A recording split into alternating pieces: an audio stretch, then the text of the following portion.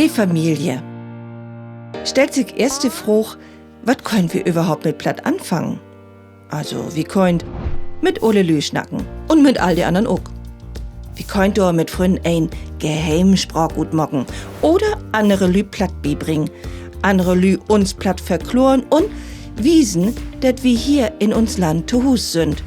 Zu Hus in uns Familie. Und das sind mein Urgroßöllern. Das ist der Urgroßvater und die Urgroßmutter. Kann man auch Uropa oder Uroma sagen.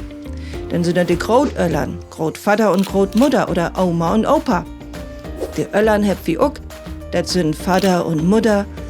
Und das gibt die Kinder.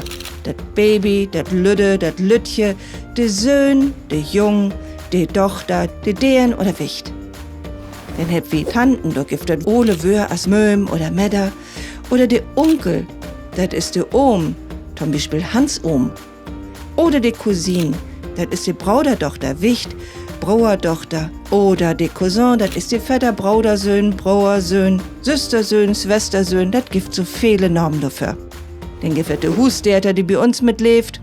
Das können Hunden, Katten oder vielleicht auch Hasen sein. Und wir haben Frünn, das sind uns Mackers.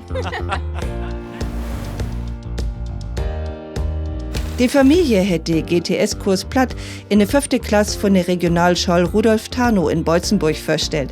Robkicken worden ist bei der Karl von Ossietzky-Universität Oldenburg und von den Platt-Experten Johann Martin Frahm. Grau Dank geht an die Karl-Töpfer-Stiftung. Und das Länderzentrum für Niederdeutsch in Bremen dankt für die Förderung durch die Beobdruckte von der Bundesregierung für Kultur und Medien. Die Infografiken kann sich jeden ankicken, runterladen und udrucken auf www.lzn-bremen.de. Kick mal in.